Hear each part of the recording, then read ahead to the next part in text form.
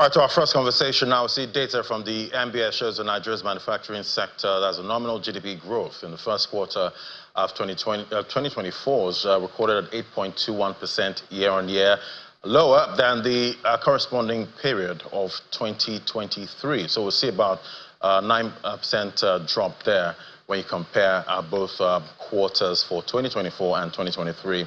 The preceding quarter figure of 38.06% was also seen quarter on quarter, so we see a change there of about 9.64% down when we compare the first quarter of 2024 to the first quarter of 2023. Well, let's get an outlook for the second half of 2024. Could the manufacturing sector get a last-minute goal in the second half? Joining us now is Mr. George Onofowokan, CEO, Coleman Wires and Cables, and he joins us right here to give us an outlook on what to expect. Great to have you on the show. Good morning. Good morning, laddie. So I remember sometime in 2023 when we were trying to get an outlook for the manufacturing sector in 2024. I remember the Director General of the Manufacturers Association of Nigeria, he did say H1 2024 would be tough.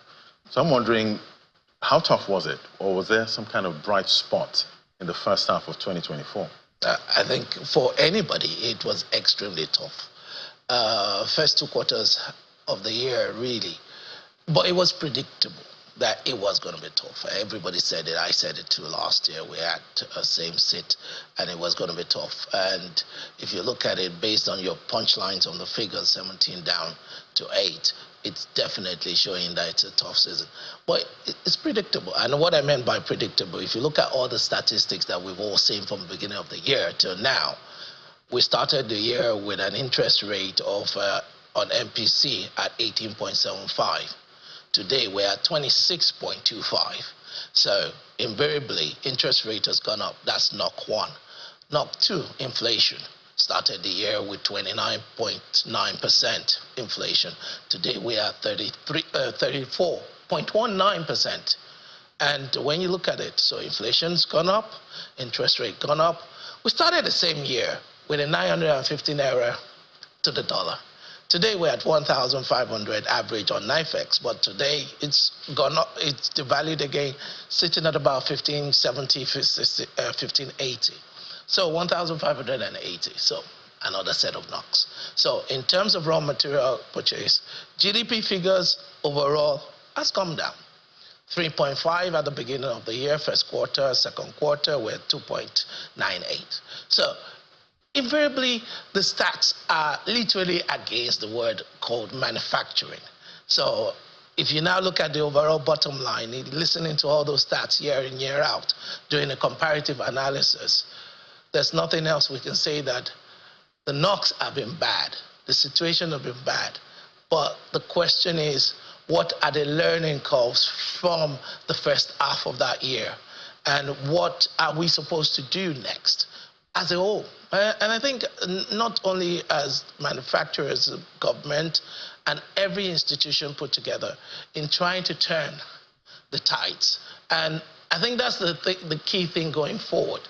Is everybody knew the first half of the year. So the whole of 2024 is going to be tough. If you didn't see that as a business and you're not planning your business for it, it's literally aiming for disaster, because clearly last year, majority of the manufacturers lost money on one factor, devaluation. So you had so much exchange rate loss declared openly to everybody. So if you're seeing knocks, that exchange rate loss creates a gap in your working capital. So if I have a gap in my working capital, I have a hole somewhere.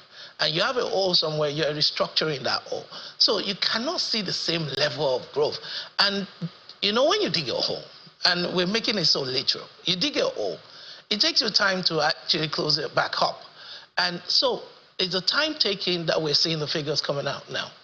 That the literary sense is that we dug a hole last year with devaluation, with removing some subsidies. A lot of things went on the knock by half year. Definitely expected. It was expected. At the end of the day. Well, you did mention the rate hikes earlier for the first half. I think we had about 700 basis points altogether.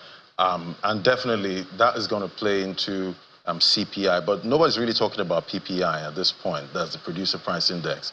I'm sure that played into it. It does, because when you look at it now, what are your indicatives in your Producer Price Index? Basically, you're looking at the pricing index of all products and the average pricing index of all products.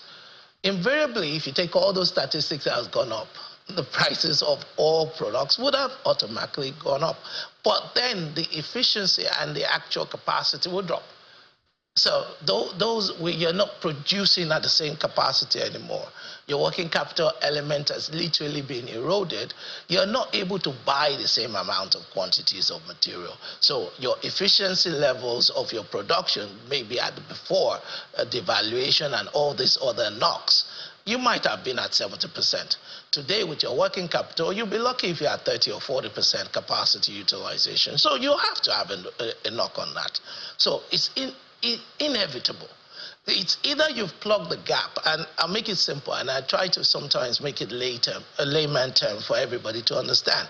If I bought raw materials at ₦1 million before, prior to the beginning of this year's half, and today, if you take inflation off at 34%, just making it simple, if we use devaluation, that's even worse. Right. If I take devaluation, I'll be knocking about 50%.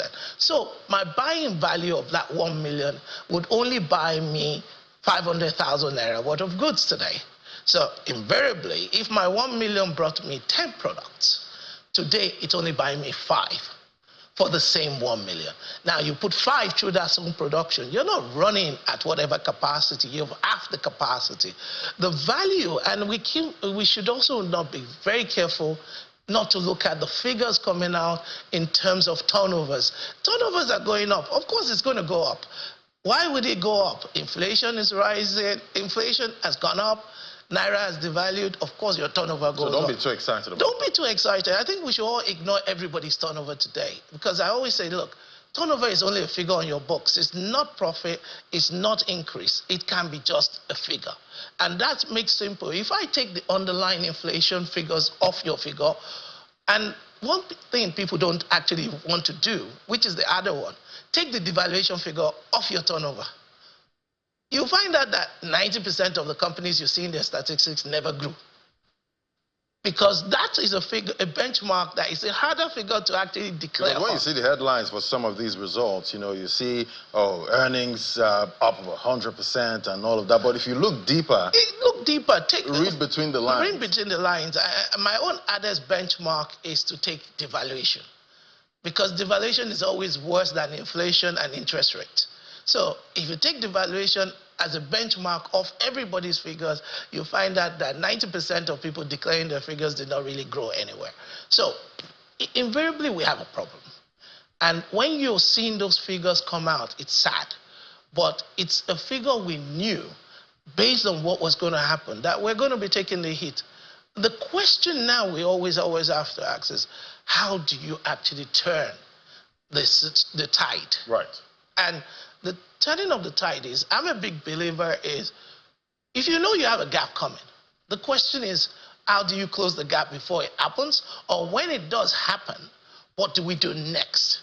And that's where the monetary policies that they've done, basically, if you look at all the macro policies, are going in the same line of everything every economist or financial analyst would do. But the question is, you can only throw so much into a macro policy without having a fiscal policy balancing program in place simultaneously. Now, it seems finally, let me use the word finally, it seems we're trying to do fiscal rebalancing. If you look at it, some of the introduction, pharmaceutical grade raw materials being zero duty, the 150 days window, and someone says food. I said, no, don't look at the food. Look at the manufacturing processes of some of those food items. Maize is a key ingredient in food feeds, especially for all animals. And we have actual factories that actually Some produce. are complaining about the price of the crate of egg at this point. Yeah, because the crate of egg will be expensive. If the price of my raw materials for putting the feeds in, like maize, it's more expensive. Right. And when you look at it, it's become a problem. So invariably, that comes in. If all of us, because you know you have to have a fiscal balancing also between food and processed food, right? What I mean by that, if you look at it, there was a point in time when everybody shouted that ethanol is better than even petrol, that we should. But ethanol was coming from sugar cane and was coming from maize and and it became a problem that we were all running out of food in the world. And that became a problem. Everybody had to review that position. Now, we need maize. We don't have enough production in the country for maize. But we need maize also for the animals to actually eat. And this has to be processed in certain industries to actually create food feed for animals. And that price has to come down. If those things don't come down, me and you, eggs or each whatever product, will take a knock-on effect, because the same person using in that agro product is also using the same feed that it has to recover cost from. And those are what is creating inflation, and those are what is creating benchline. If you look at core inflation really, and you look at the year-on-year figures, we had year-on-year figures on food inflation at 35% at the beginning of the year. It's 40% at the current today. Right. But if you take out the benchmark of 34% of inflation, 29, the month-on-month, good thing is it's coming down. So the month-on-month started at about 3.5% at the beginning, and it's dropping down to about 2.55 on core inflation as it affects food. That's basically the only bright spot, you know, at this point when you look at the data. But for a manufacturer, you know, it saddens me that we look at interventions as no more a solution, because we're in a bad situation of where means and other means in terms of the volume of money that has gone into liquidity is too much, right? So fair enough, central bank is trying to close the amount of liquidity in the system and create a better scenario. Now, but the reality is gaps has been created. People have lost money. Now, if I've lost money, I'm producing less, I'm going to pass the cost to you. Right. So how much can the consumer really take? So you're going to see this at 8.2. There's nothing about it, because what has happened is that cost has gone up, production capacity has dropped, and as production capacity has dropped, your figures automatically drop. Right. Your turnovers might be going up. It might be looking as if you're doing more turnover. Government might be looking as if they're getting more taxes. But please, I keep telling them, take out the bottom line, underlying factors, right? Take your benchmark and look at them. And I think we saw CIT actually dropped in the first half of 2022, the first quarter of 2024. So we're already seeing the signs. We are seeing the signs. So what the fiscal policy now is going the right way. Let us get it.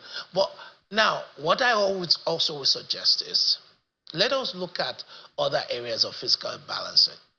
Why today? Yes, we have the IDEX system, which is the import duty exemption certificate for importing machinery for industry. The process is still very complicated. I'm sorry, it's an online system that needs a minister to sign one letter that literally is hard to get now before they can even process it. I don't know why we have to do that for any manufacturer in Nigeria. I speak to a lot of companies from different countries. I speak to individuals from other countries, and they laugh when you tell them you're paying duty either on raw materials or machinery. For what? I don't understand. Why do I have to go through a process? If I want to invest in machinery, I shouldn't need anybody's permission. I want to invest in machinery. Make those machinery zero duty, pure and simple. We've done it before. We went from, and that was in the government during when the minister was Okonjo-Iweala. She took it down from 2.5% and made it zero. It was first, she was the one that actually brought it down to 5%. Then from 5%, it went down to 2.5%, then it went down to zero. Only criteria is you have to just prove to me you're a manufacturer. Go get your certificate from MAN or whatever, and show to me that you're a manufacturer.